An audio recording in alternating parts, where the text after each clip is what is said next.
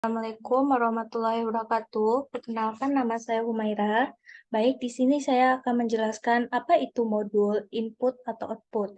Nah, di sini modul input atau output adalah bagian dari sistem komputer yang bertanggung jawab untuk mengatur komunikasi antara perangkat input dan output seperti keyboard, mouse, layar, printer, dan perangkat penyimpanan eksternal dengan unit pemrosesan pusat atau CPU atau bagian lain dari sistem komputer. Nah, di sini modul input-output berperan dalam mengontrol aliran data masuk dan keluar antara perangkat eksternal dan sistem komputer, di mana ini melibatkan proses pengiriman data dari perangkat input ke CPU untuk diproses, serta pengiriman hasil pemrosesan dari CPU ke perangkat output. Nah, selanjutnya, di sini ada struktur gambar. Di sini ada sistem bus, di mana sistem bus input-output adalah saluran komunikasi yang menghubungkan modul input-output dengan peripheral device. Selanjutnya, ada register control atau control line. Ini dia. Nah, di mana menyimpan alamat perangkat input-output yang sedang aktif dan informasi kontrol lainnya. Selanjutnya, ada register data. Nah, register data atau data lines, nah, menyimpan data yang akan ditransfer ke atau dari perangkat input-output. Selanjutnya, itu ada address line untuk mengidentifikasi lokasi fisik atau alamat dari suatu perangkat atau komponen dalam sistem komputer. Selanjutnya, ada blok diagram external device. Nah, di sini dapat dilihat pada blok diagram ini, terdiri dari kontrol logik. Nah, di mana kontrol logik sendiri adalah bagian yang mengendalikan operasi perangkat eksternal, kontrol menerima instruksi dari komputer dan menerjemahkannya ke dalam tindakan yang dapat dilakukan oleh perangkat eksternal. Kedua, status merupakan bagian yang memberikan informasi kepada komputer tentang status perangkat eksternal. Nah, status menunjukkan apakah perangkat eksternal sedang beroperasi dengan benar atau apakah ada kesalahan yang terjadi. Nah, selanjutnya ada itu bit data, merupakan unit informasi dasar yang digunakan untuk berkomunikasi antara perangkat eksternal dan komputer. Nah, bit data ini juga digunakan untuk mengirim dan menerima data antara perangkat eksternal dan komputer. Selanjutnya ada buffer. Nah, merupakan tempat penyimpanan sementara yang digunakan untuk menyimpan data yang sedang ditransfer antara perangkat eksternal dan komputer. Buffer sendiri membantu mempelancarkan aliran data antara perangkat eksternal dan komputer. Selanjutnya ada transducer. Nah, transducer di sini merupakan perangkat yang mengubah satu bentuk energi menjadi bentuk lain. Contohnya, pada printer, transducer mengubah sinyal elektrik dari komputer menjadi gambar yang dicetak di atas kertas. Nah, yang terakhir itu ada data atau khusus perangkat. Nah, merupakan data yang unik untuk perangkat eksternal dan tidak ditemukan di komputer. Nah, data ini dapat berupa pengaturan perangkat, firmware, atau data lainnya yang diperlukan untuk mengoperasi perangkat eksternal. Nah, selanjutnya itu ada apa sih fungsi utama dari input-output itu? Nah, yang pertama itu menerima data input. Maksudnya apa? Modul input-output bertanggung jawab untuk menerima data yang masuk dari perangkat input eksternal seperti keyboard, mouse, scanner, dan sensor. Selanjutnya, ada mengirim data output. Nah, modul input-output mengirimkan data yang telah diproses oleh CPU ke perangkat output eksternal seperti monitor, printer, speaker, dan perangkat penyimpanan eksternal. Yang ketiga, ada konversi antara format internal. Apa maksudnya itu? Nah, modul input-output dapat melakukan konversi format data antara format yang dipahami oleh sistem komputer dan format yang dimengerti oleh perangkat eksternal. Misalnya, konversi kode karakter internal menjadi karakter yang dapat ditampilkan di layar monitor. Selanjutnya ada buffering. Maksudnya di sini, modul input-output seringkali menggunakan buffer untuk menyimpan data yang sedang ditransfer antara perangkat input-output dan sistem komputer. Ini juga membantu dalam mengelola kecepatan yang berbeda antara perangkat input-output dan CPU, serta mengoptimalkan kinerja sistem secara keseluruhan. Yang kelima, ada kontrol dan koordinasi. Maksudnya di sini, modul input-output mengontrol aliran data masuk dan keluar antara perangkat eksternal dan CPU, serta mengkoordinasikan transfer data antara berbagai perangkat input atau output. Nah, yang terakhir itu ada manajemen kesalahan. Nah, maksud dari manajemen kesalahan di sini, modul input-output juga bertanggung jawab untuk mendeteksi dan mengelola kesalahan yang terjadi selama proses input-output, seperti kesalahan koneksi atau kegagalan transfer data. Nah, di sini dapat kita lihat ada blok diagram input-output modul. Nah, berikut komponennya. Yang pertama itu ada interface ke bus system. Maksudnya, memungkinkan modul input-output untuk berkomunikasi dengan CPU dan memori utama. Interface ini menerima instruksi dari CPU dan data dari memori utama, dan mengirim data ke memori utama dan status ke CPU. Selanjutnya, itu ada interface ke perangkat eksternal. Maksudnya apa? Memungkinkan modul input atau output untuk berkomunikasi dengan perangkat eksternal. Nah, interface ini menerima data dari perangkat eksternal dan mengirim data ke perangkat eksternal.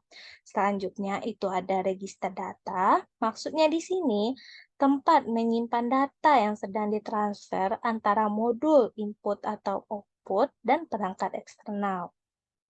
Selanjutnya, ada external device interface logic. Maksudnya di sini adalah mengontrol operasi perangkat eksternal dan menerjemahkan sinyal dari perangkat eksternal ke format yang dapat dipahami oleh modul input-output.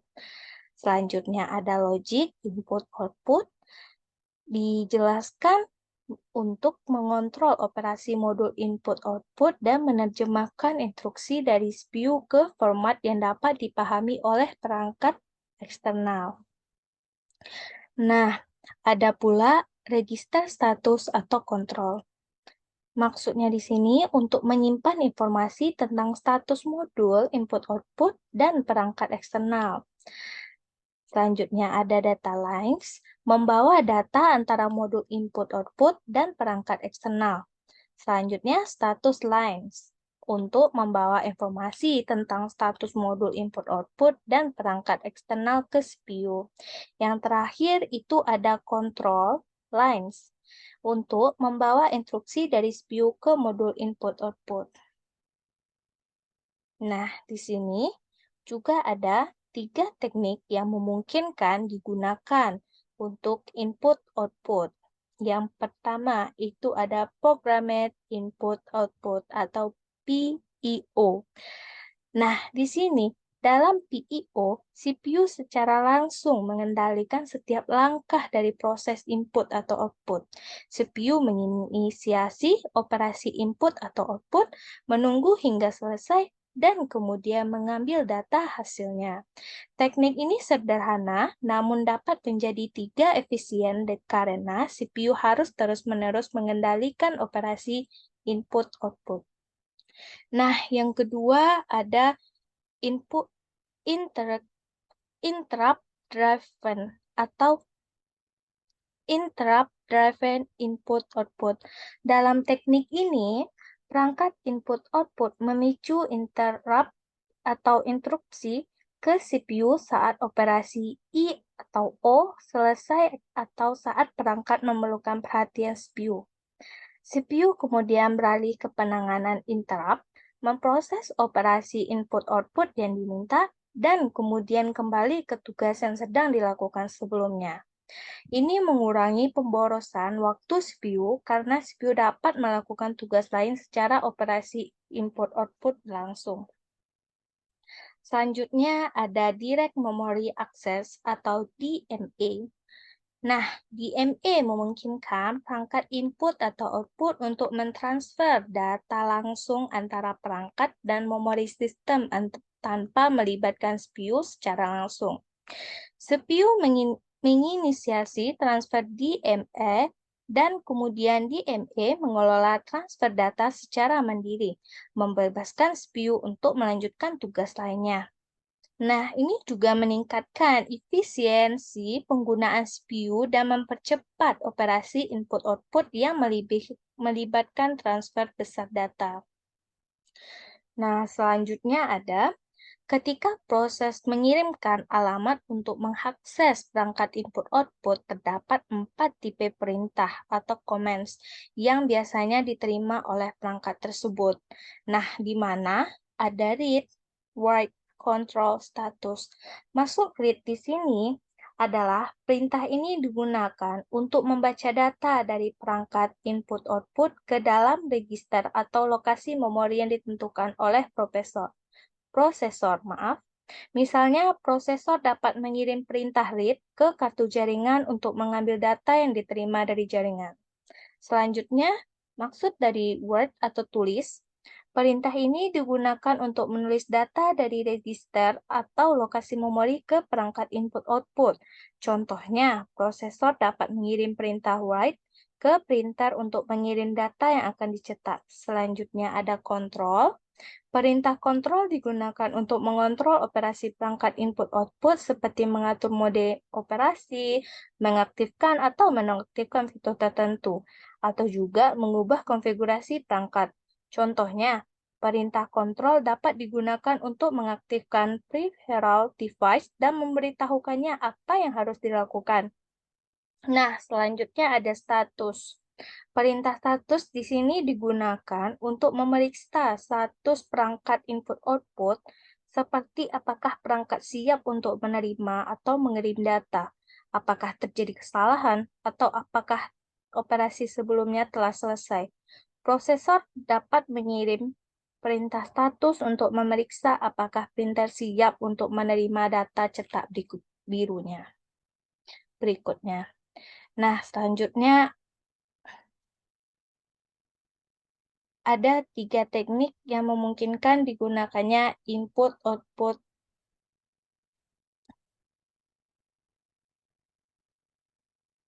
Maaf. Nah, di sini ada input-output modules yang diberikan identitas unik atau alamat untuk komunikasi. Seringkali menggunakan pendekatan memori mapped input-output di mana alamat tertentu dalam ruangan alamat memori disediakan khusus untuk berkomunikasi dengan modul input-output. Berikut adalah contoh beberapa input-output modul yang diberikan identitas unik atau alamat. Pertama, itu ada port input auto-output.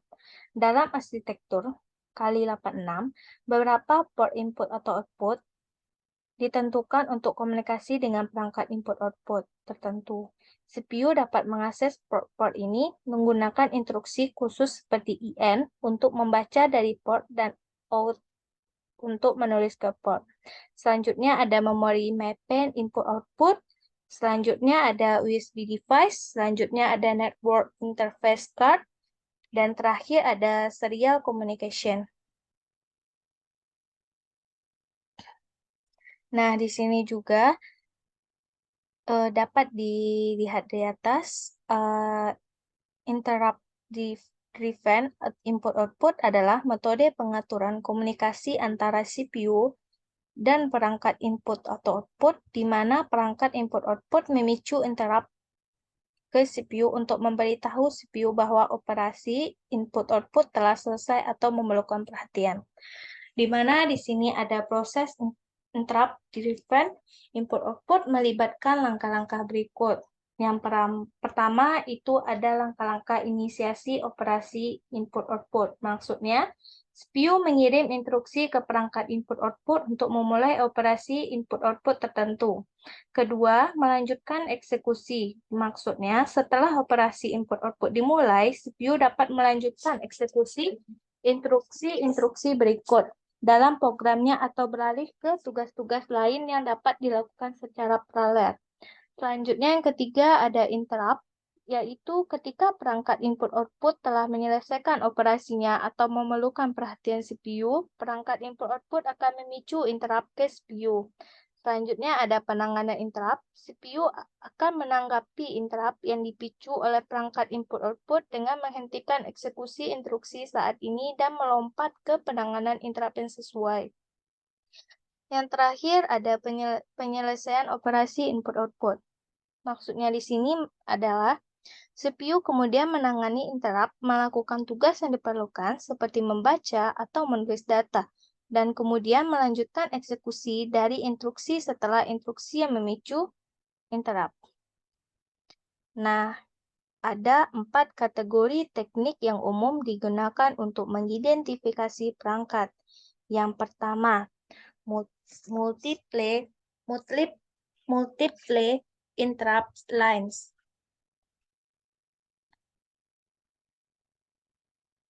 Maksudnya di sini terdiri dari ini yang pertama, ini adalah metode di mana setiap perangkat input-output terhubung ke jalur instruksi sendiri ke CPU. Yang kedua, setiap perangkat yang membutuhkan perhatian CPU akan memicu interrupt pada jalur khususnya. Keuntungannya adalah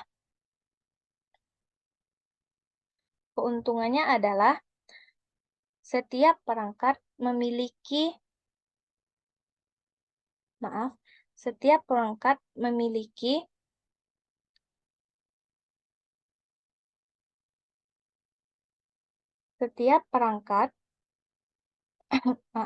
setiap perangkat memiliki jalur instruksi sendiri, memungkinkan CPU untuk dengan cepat mengidentifikasi sumber interrupt. Namun, pengguna banyak jalur interrupt dapat memerlukan jumlah pin yang signifikasi pada CPU. Selanjutnya, ada software poll. Software poll di sini jelaskan, ini adalah metode di mana CPU secara berkala memeriksa status perangkat input-output untuk mengetahui apakah perangkat memerlukan perhatian atau tidak. CPU akan secara teratur memeriksa status perangkat input-output melalui polling loop dalam programnya. Selanjutnya, ada keuntungannya. Keuntungannya itu adalah sederhana dan dapat digunakan pada sistem dengan jumlah jalur yang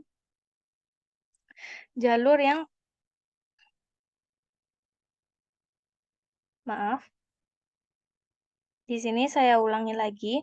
Keuntungannya adalah sederhana dan dapat digunakan pada sistem dengan jumlah jalur interrupt yang terbatas. Namun, metode polling menghabiskan sumber daya CPU karena CPU harus secara aktif memeriksa status perangkat input-output secara berkala. Yang ketiga ada daisy chain. Penjelasannya, metode di mana beberapa perangkat input-output terhubung secara berantai satu sama lain.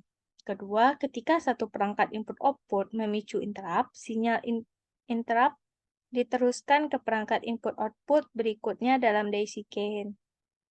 Proses ini berlanjut sampai CPU menerima interrupt dan menangani perangkat input-output yang terkait. Keuntungan memakai daisy chain ini adalah menghemat pin pada CPU karena menggunakan satu jalur interrupt, tetapi dapat menyebabkan penundaan dalam penanganan interrupt karena CPU harus menunggu sinyal diteruskan melalui seluruh daisy chain. Yang terakhir itu ada bus arbitration. Maksudnya, proses di mana beberapa perangkat di bus yang sama bersaing untuk mengakses bus secara bersamaan. Bus arbitration memastikan bahwa hanya satu perangkat dapat mengakses bus pada satu waktu untuk mencegah tabrakan atau konflik. Metode bus arbitration ini dapat beragam, termasuk metode prioritas, waktu, atau token passing. Dan ada juga tujuan dari bus arbitration ini adalah untuk mengatur akses ke bus dengan adil dan efisien di antara perangkat yang bersaing. Sekian presentasi dari saya. Perkenalkan, nama saya Cut Siti Azala Syifa dengan NIM 21041501114. Jadi saya akan melanjutkan penjelasan mengenai input dan output. Jadi pada pembahasan selanjutnya kita akan membahas tentang Intel 8255A Programmable Peripheral Interface. Jadi 8225A ini merupakan modul input-output serbaguna chip tunggal yang awalnya itu dirancang untuk digunakan dengan Intel prosesor 80386. Jadi Intel 8255A ini merupakan sebuah chip yang banyak digunakan sebagai interface peripheral pada sistem komputer, yang juga merupakan sebuah chip yang dapat diprogram yang memiliki 3 port input-output paralel yang dapat dikonfigurasi secara fleksibel. Jadi kegunaannya ini termasuk sebagai pengontrol untuk perangkat input-output sederhana untuk mikroprosesor dan sistem tertanam termasuk sistem microcontroller. Jadi pada gambar ini, itu menunjukkan diagram blok umum ditambah dengan penetapan pin untuk paket 40 pin yang dapat menampungnya. Jadi pada sisi kanan, diagram blok ini adalah interface eksternal dari 8255A. Sedangkan pada sisi kiri ini merupakan diagram blok interface internal ke microprocessor bus system. Jadi pada bagian kiri ini biasanya digunakan untuk mentransfer data antar mikroprosesor dengan port antara mikroprosesor dan port input-output untuk mentransfer kendali informasi. Kemudian ada ini penjelasan yang tadi, yaitu Intel 8255A itu merupakan sebuah chip yang banyak digunakan sebagai interface peripheral pada sistem komputer, yang merupakan sebuah chip yang dapat diprogram yang memiliki 3 port input-output paralel yang dapat dikonfigurasi secara fleksibel seperti yang sudah saya mention tadi. Nah, kemudian ini adalah control word-nya itu. Jadi pada control word ini terdapat beberapa mode, yaitu yang pertama ada mode 0. Mode 0 ini yaitu setiap port dapat ditetapkan sebagai input atau output. Data hanya dapat dikirimkan ke port jika port tersebut didefinisikan sebagai output. Dan data hanya dapat dibaca dari suatu port jika port tersebut diatur ke input. Kemudian ada mode 1. Mode 1 ini, pada mode ini, port A dan B dikonfigurasi sebagai input atau output, dan jalur dari port C berfungsi sebagai jalur kontrol untuk A dan B. Kemudian ada mode 2. Mode 2 di sini adalah mode 2 arah. Dalam mode ini, port A dapat dikonfigurasi sebagai jalur masukan atau keluaran untuk lalu lintas 2 arah pada port B, dengan jalur port B memberikan arah sebaliknya. Jadi, dalam konteks Intel 8225A ini merujuk pada sebuah nilai biner yang digunakan untuk mengatur konfigurasi dan operasi chip. Kata kontrol ini memberikan instruksi kepada 825A tentang bagaimana port input-output harus diatur, apakah dalam mode bit atau dalam mode byte, dan mengaktifkan atau menonaktifkan fitur-fitur tertentu. Kemudian di sini ada keyboard display interface 8255A, yaitu interface keyboard atau display dengan Intel 8225 adalah merupakan cara untuk menghubungkan keyboard dengan layar atau display dengan chip Intel 8225A, yang juga merupakan salah satu aplikasi umum dari chip 8255A yang memungkinkan sistem komputer untuk berinteraksi dengan pengguna melalui input keyboard dan output ke layar. Nah, jadi di sini ada kelemahan input-output terprogram dan berbasis interupsi. Kelemahan input-output terprogram yaitu yang pertama adalah overheat prosesor, yaitu dalam program input-output terprogram, prosesor harus secara aktif memantau dan mengelola operasi input-output. Jadi hal ini akan menyebabkan overheat pada prosesor karena harus terus-menerus memeriksa status input-output dan mengirimkan perintah untuk memulai atau menghentikan transfer data. Kemudian ada waktu respon. Karena prosesor harus secara aktif terlibat dalam berbagai operasi. Jadi waktu respon sistem dapat menjadi lambat, terutama jika banyak input-output yang bersifat blok atau membutuhkan waktu yang lama. Kemudian ada kompleksitas kode, yaitu merupakan implementasi input-output terprogram yang seringkali memerlukan kode yang kompleks dan terstruktur dengan baik untuk mengelola semua operasi input-output dengan benar. Jadi hal ini membuat pengembangan dan pemeliharaan sistem menjadi lebih rumit. Kemudian ada kelemahan berbasis interupsi. Yang pertama adalah overheat konteks, yaitu penggunaan interupsi yang memerlukan konteks prosesor untuk disimpan dan dipulihkan ketika terjadi interupsi yang akan menyebabkan overheat tambahan pada sistem karena prosesor harus beralih konteks antara tugas utama dan penanganan interupsi. Kemudian ada prioritas interupsi. Dalam sistem yang banyak sumber interupsi, penanganan interupsi dapat menjadi kompleks karena perlu mengatur prioritas antara interupsi yang berbeda. Hal ini dapat menyebabkan penundaan dalam penanganan interupsi yang penting jika interupsi yang lebih rendah prioritas mendominasi. Kemudian adalah deadlock dan starvation. Itu merupakan dalam hal sistem yang menggunakan interupsi. Ada resiko deadlock. Deadlock itu merupakan pembekuan sistem atau starvation, yaitu kelaparan yang jika dikunci atau tidak dikelola dengan benar.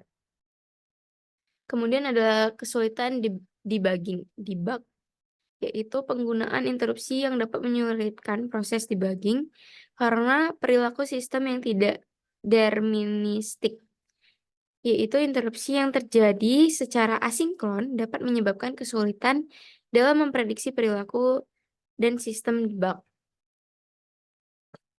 Kemudian ada tipikal DMA block diagram.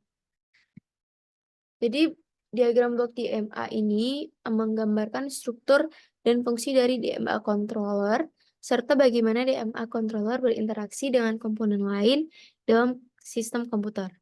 Diagram blok DMA memberikan gambaran yang jelas tentang bagaimana DMA controller berinteraksi dengan komponen lainnya dalam sistem komputer dan bagaimana transfer data langsung diatur dan dilakukan. DMA adalah mekanisme yang penting untuk meningkatkan kinerja sistem yang memungkinkan transfer data yang efisien dan independen dari prosesor utama. Jadi DMA ini telah terbukti secara efektif untuk meningkatkan kinerja input atau output dengan peripheral perangkat dan lalu lintas input jaringan.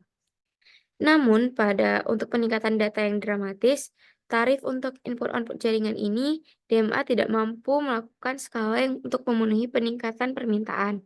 Permintaan ini terutama datang dari penyebaran luas, misalnya 10 Gbps dengan sekelar Ethernet 100 Gbps untuk menangani transfer data dalam jumlah besar dan dari server database dan sistem berkinerja tinggi lainnya. Ini merupakan konfigurasi DMA alternatif, dapat dilihat. Kemudian, jadi itu penjelasan untuk gambar yang di sebelah tadi. Selanjutnya ada akses chase langsung atau DCA. Jadi,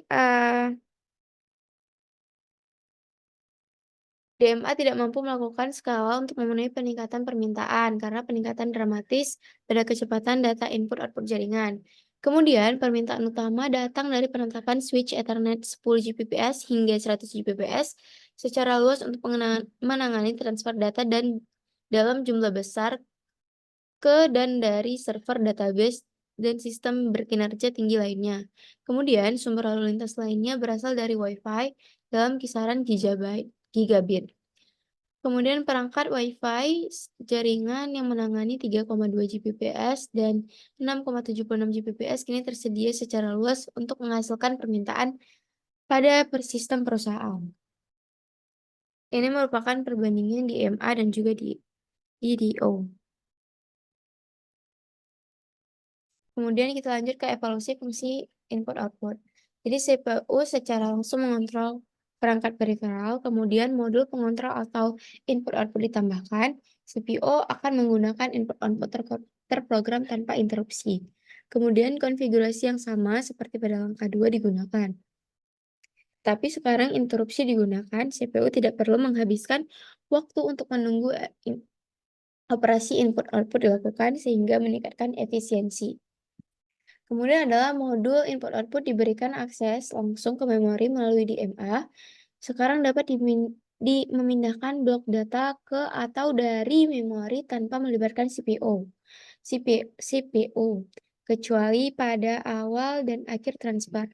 Kemudian modul input-output ditingkatkan menjadi prosesor tersendiri dengan set instruksi khusus yang disesuaikan untuk input atau output. Kemudian, modul input-output mempunyai memori lokalnya sendiri dan sebenarnya merupakan sebuah komputer tersendiri. Dengan arsitektur ini, sejumlah besar perangkat input-output dapat dikontrol dengan keterlibatan CPU yang minimal. Kemudian ada USB. USB adalah standar antarmuka komputer yang digunakan untuk menghubungkan perangkat elektronik dengan komputer atau antara perangkat elektronik. Jadi USB banyak digunakan untuk koneksi periferal yang merupakan interface default untuk yang lebih lambat perangkat kecepatan seperti keyboard dan perangkat penunjuk, tetapi juga biasa digunakan untuk input-output berkecepatan tinggi termasuk printer, disk drive, dan adaptor jaringan. Jadi USB ini telah melewati banyak generasi atau beberapa generasi. Versi pertamanya itu USB 1.0 untuk menetapkan kecepatan data kecepatan rendah sebesar 1,5 Mbps dengan kecepatan penuh sebesar 12 Mbps. Kemudian adalah USB 2.0 yaitu menyediakan kecepatan data 480 Mbps.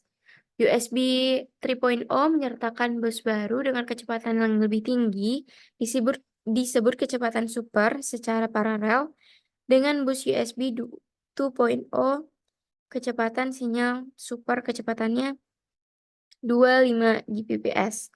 Namun secara overhead sinyal, kecepatan data dapat digunakan mencapai 4 Gbps. Baik, sekian penjelasan dari saya, kemudian akan dilanjutkan oleh rekan saya. Saya Muhammad Ragilayadi, NPM 2004 1050 10099. Saya ingin melanjutkan presentasi kawan saya. Di sini judulnya Firewire Serial Bus. Firewire Serial Bus dikembangkan sebagai alternatif terhadap HCSI yang digunakan dalam sistem yang lebih kecil seperti komputer, workstation, dan server. Tujuannya adalah untuk memenuhi permintaan akan kecepatan I/O tinggi sambil menghindari teknologi saluran I/O yang besar dan mahal yang umumnya digunakan dalam mainframe dan superkomputer. Standar IEEE 1394 untuk bus serial berkinerja tinggi ini menggunakan konfigurasi rantai DAISY dengan kemampuan menghubungkan hingga 63 perangkat dari satu port dan 1022 bus firewire dapat dihubungkan menggunakan jembatan. Firewire menyediakan hot plugging, memungkinkan periferal untuk terhubung dan dilepas tanpa mematikan sistem komputer atau melakukan konfigurasi ulang. Selain itu, Firewire menyediakan konfigurasi otomatis dengan tidak adanya penghentian, di mana sistem secara otomatis melakukan fungsi konfigurasi untuk menetapkan alamat.